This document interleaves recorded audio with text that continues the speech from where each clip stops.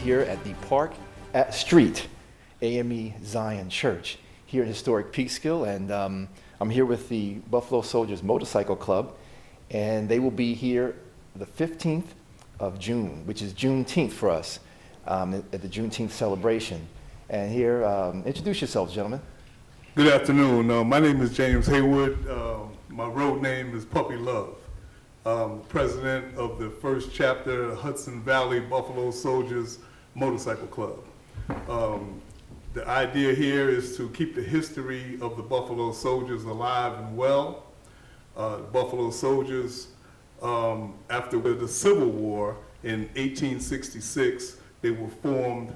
The United States Congress authorized the 9th and 10th Cavalry and the 24th and 25th Infantry of the Buffalo Soldiers. They were mostly stationed out west. They were out there originally to build roads, hang telegraph wire, escort stagecoaches, protect the mail from outlaws, and in the interim, they fought Indians. So that's a rich history for our young folks to know about, and we continue to keep that legacy alive. They rode real horses back then, and today we ride iron horses.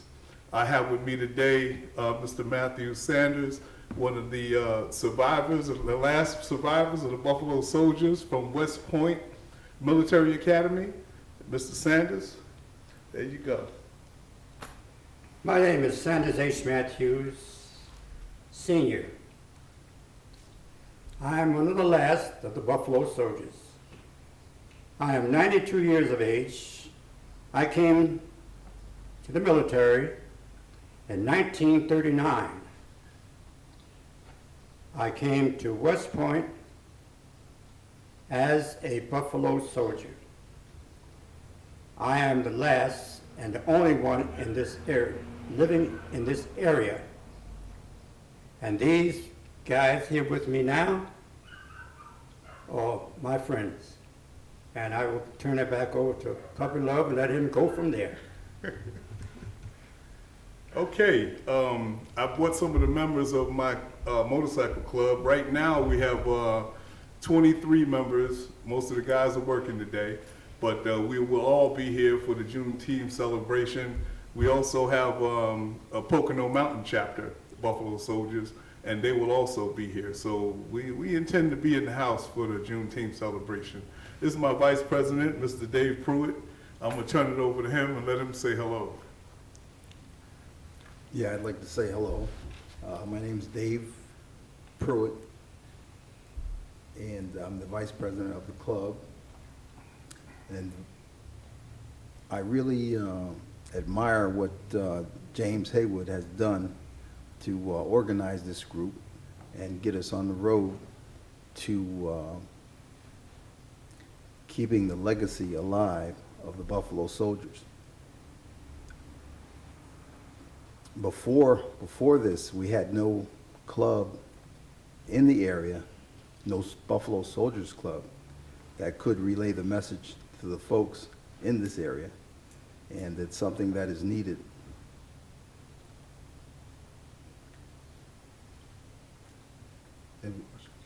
I'm going to pass it to Brother Washington.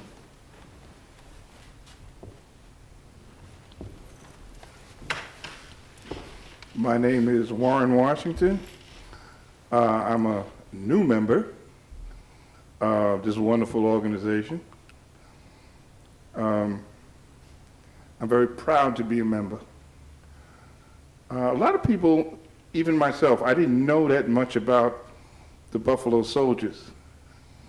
And come to find out that between 1867 and 1891, they got 19 medals of honor.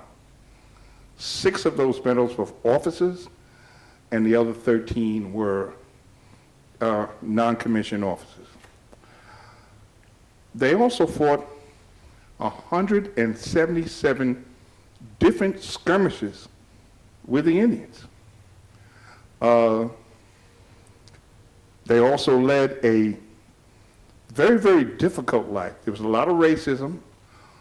So all the food that they got from the Army and the cavalry was the bottom line, I mean, the worst of all rotten, spoiled food. The horses that they gave them were 15 years old and up. It was not easy, but you have to remember that the first guys who became Buffalo Soldiers, which was the name given to them by the Cheyenne Indians, they had never encountered fighting men like this before. Exactly. And what they did is they looked at their hair and made the correlation between them and the buffalo. But the buffalo by the Indians were held in very high esteem. So I believe that they held the buffalo, so they knew who they were fighting. So Buffalo Soldiers went on all over, past the 1890s. They were with Teddy Roosevelt, Yes. San Juan Hill, and Teddy Roosevelt would have been in trouble. Teddy Roosevelt didn't have repeating rifles. Now, the Spanish had repeating rifles, so they're sitting there, no repeating rifles. Buffalo Soldiers had repeating rifles, and they saved him. You know what I mean? They really saved him. They didn't get the recognition that they should have gotten. When they were on their way to Cuba, they were not allowed on the ships to come out on deck so that people could see them. They kept them below decks for the entire trip so that nobody could see that they were being of service to their country. So they made a lot of sacrifices. Also, another thing I learned, the national parks, they were the first rangers in the national parks. I think that was in 1903. These guys did a lot of stuff.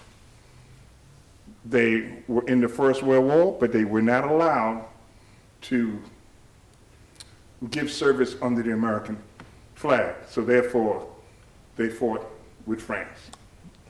So a lot of things going on, and now when I watch a movie about the cavalry, now I'm looking to see what company they got on the flag. John Wayne movies are not the same to me now. You know what I mean? You know, so I'm looking for authenticity. Authenticity, yeah, indeed. You know what I mean? Indeed. Because 30% of the cavalry along that coast, meaning in the west, In the West, in the by the border, they were all Buffalo. they're all Buffalo Soldiers. soldiers. So Wow. that's about what I have to say, and I'll Well, you turn said it it over all, to this my gentleman. brother. You said it all. Hello, my name is Mike McNair, and I'm a new member to the chapter. And what brought me to the Buffalo Soldiers, besides the love of riding motorcycles, is the fact that we will be in the streets doing community service, passing on the history of the Buffalo Soldiers, and raising money for, various opportunities that we may have in the community, just to help out the young and the old, just everybody. So I'm very proud to wear these colors, and I'm sure that y'all will see us in the streets and y'all will appreciate everything that we're going to be doing. My name is Miguel, and call me Miriam. I don't know too much about the Buffalo Soldier, but I'm very proud to wear this color.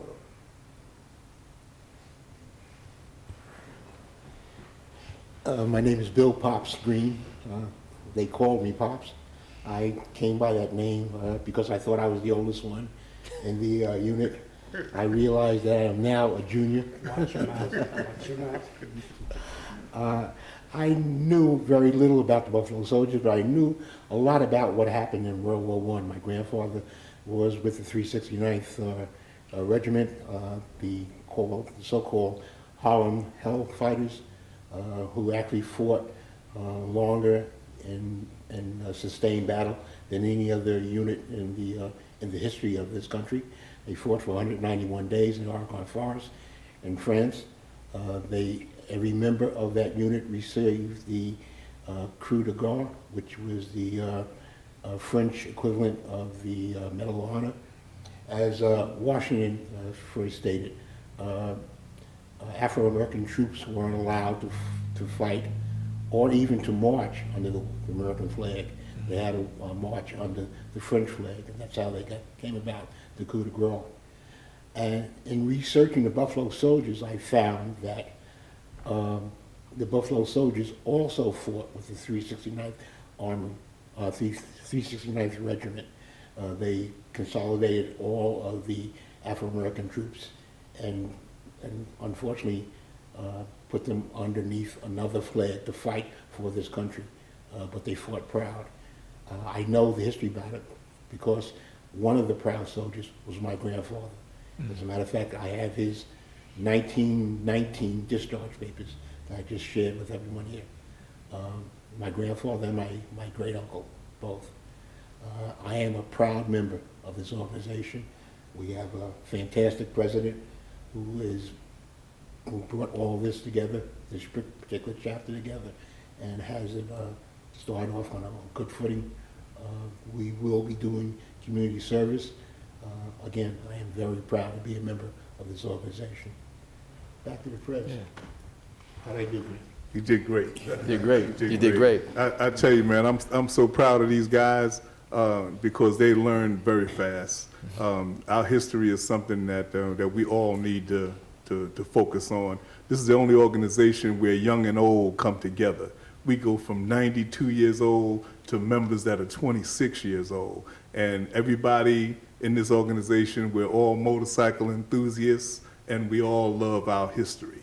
And we want to pass that knowledge on to our children and keep this thing moving. Yeah. Yes, sir. Brother Haywood, tell me a little bit about the club. When did it start? I know it's a national club, but now you're a local, you're Hudson Valley. And Yes. how did it begin? What year? Well, originally I started riding with the National Buffalo Soldiers Association down in Florida. I rode with them for 3 years. Then I moved on to Georgia, and I rode with the Atlanta chapter of the Buffalo Soldiers National.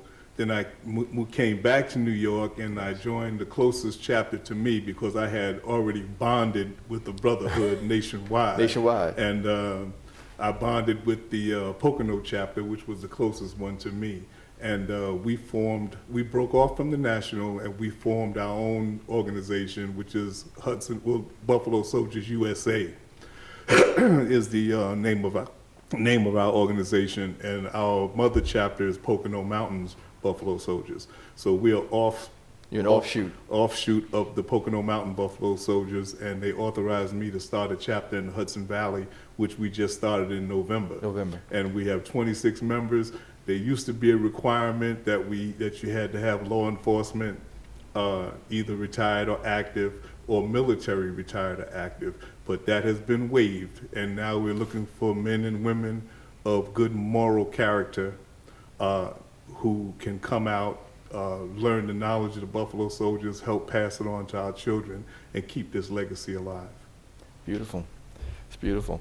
Tell me something. You guys mentioned the fact that you do community service.